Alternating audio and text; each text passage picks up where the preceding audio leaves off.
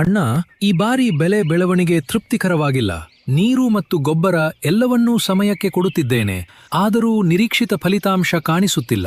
ಈಗ ಕೇವಲ ಮೇಲಿನ ಭಾಗದಿಂದ ಪೋಷಕಾಂಶ ನೀಡುವುದರಿಂದ ಮಾತ್ರ ಸಾಕಾಗುವುದಿಲ್ಲ. ಮಣ್ಣಿನ ಫಲವತ್ತತೆಯನ್ನು ಹೆಚ್ಚಿಸುವುದು ಮತ್ತು ಅದರಲ್ಲಿರುವ ಉಪಯುಕ್ತ ಸೂಕ್ಷ್ಮ ಜೀವಿಗಳ ಸಂಖ್ಯೆಯನ್ನು ಹೆಚ್ಚಿಸುವುದು ಬಹಳ ಮುಖ್ಯ.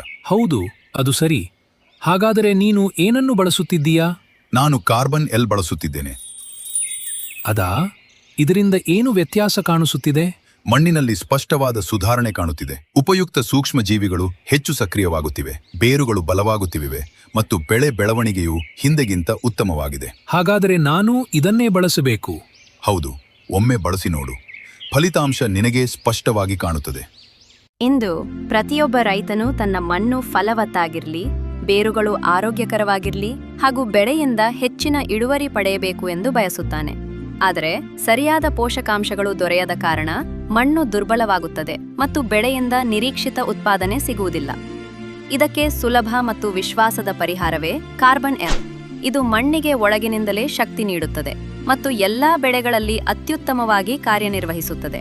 ಪ್ರಯೋಜನಗಳು: ಮಣ್ಣಿನಲ್ಲಿರುವ ಜೈವಿಕ ಕಾರ್ಬನ್ ಪ್ರಮಾಣವನ್ನು ಹೆಚ್ಚಿಸುತ್ತದೆ, ಉಪಯುಕ್ತ ಸೂಕ್ಷ್ಮ ಜೀವಿಗಳನ್ನು ಸಕ್ರಿಯಗೊಳಿಸುತ್ತದೆ, ಮಣ್ಣಿನ ಪಿಎಚ್ ಮಟ್ಟವನ್ನು ಸಮತೋಲನದಲ್ಲಿರಿಸುತ್ತದೆ, ಬೇರುಗಳನ್ನು ಬಲಪಡಿಸುತ್ತದೆ, ಹಣ್ಣಿನ ಗಾತ್ರ ಮತ್ತು ಗುಣಮಟ್ಟವನ್ನು ಹೆಚ್ಚಿಸುತ್ತದೆ, ಹೆಚ್ಚಿನ ಇಳುವರಿ ಪಡೆಯಲು ಸಹಾಯ ಮಾಡುತ್ತದೆ. ಬಳಕೆಯ ವಿಧಾನ: ಡ್ರೆಂಚಿಂಗ್ ಆಗಿ 200 ಲೀಟರ್ ನೀರಿಗೆ 2 ಲೀಟರ್ ಕಾರ್ಬನ್ ಎಲ್ ಬೆರೆಸಿ, ಪ್ರತಿ ಗಿಡಕ್ಕೆ ಸುಮಾರು 1 ಲೀಟರ್ ದ್ರಾವಣವನ್ನು ಹಾಕಿ. ಡ್ರಿಪ್ ಮೂಲಕ ಪ್ರತಿ ಎಕರೆಗೆ 5 ಲೀಟರ್ ಕಾರ್ಬನ್ ಎಲ್ ಅನ್ನು ರಸಗೊಬ್ಬರ ಟ್ಯಾಂಕ್ನಲ್ಲಿ ಬೆರೆಸಿ ನೀಡಿ. ಬೆಳೆಗಳ ಅನುಗುಣವಾಗಿ ಬಳಕೆ: 1. ದಾಳಿಂಬೆ ಅಂದ್ರೆ ಪಾಮಗ್ರಾನೆಟ್. ಬೆಳೆಗೆ ಕಟಿಂಗ್ ಮಾಡಿದ ತಕ್ಷಣ ಮೊದಲ ಡೋಸ್ ನೀಡಿ. ನಂತರ ಪ್ರತಿ 30 ದಿನಗಳಿಗೊಮ್ಮೆ ಇದೇ ರೀತಿ ಇನ್ನೂ 3 ಬಾರಿ ನೀಡಿ. ಒಟ್ಟು 4 ಬಾರಿ ಬಳಕೆ. ಪ್ರತಿ ಬಾರಿ 5 ಲೀಟರ್ ಪ್ರತಿ ಎಕರೆಗೆ. 2.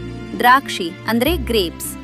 ಬೆಳೆಗೆ ಸೀಸನ್ 1 ಆಗಸ್ಟ್/ಸೆಪ್ಟೆಂಬರ್. ಪ್ರೂನಿಂಗ್ ನಂತರ 5 ಲೀಟರ್ ಪ್ರತಿ ಎಕರೆಗೆ.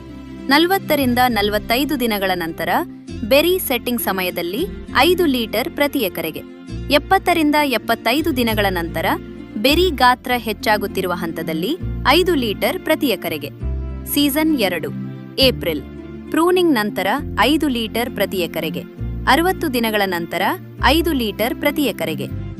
3. ಕಬ್ಬು ಅಂದ್ರೆ ಶುಗರ್ ಕೇನ್ ಬೆಳೆಗೆ. ಕಬ್ಬು ನೆಟ್ಟಿದ ನಂತರ 5 ಲೀಟರ್ ಪ್ರತಿ ಎಕರೆಗೆ. 30 ದಿನಗಳ ನಂತರ 5 ಲೀಟರ್ ಪ್ರತಿ ಎಕರೆಗೆ. ಅಥವಾ ನರ್ಸರಿ ನೆಟ್ಟಿದ ನಂತರ 5 ಲೀಟರ್ ಪ್ರತಿ ಎಕರೆಗೆ.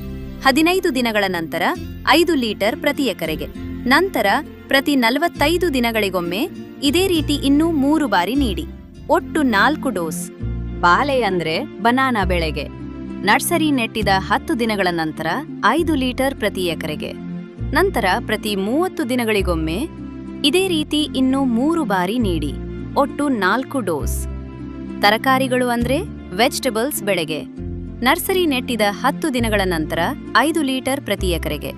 30 ದಿನಗಳ ನಂತರ 5 ಲೀಟರ್ ಪ್ರತಿ ಎಕರೆಗೆ. ಬಲವಾದ ಬೇರುಗಳು, ಆರೋಗ್ಯಕರ ಸಸ್ಯಗಳು, ಹೆಚ್ಚಿನ ಇಳುವರಿ ಈಗ ಸಾಧ್ಯ ಕಾರ್ಬನ್ ಎಲ್ ಜೊತೆ. ಕಾರ್ಬನ್ ಎಲ್ ಮಣ್ಣನ್ನು ಬಲಪಡಿಸುವ ವಿಶ್ವಾಸಾರ್ಹ ಜೈವಿಕ ಸೂತ್ರ.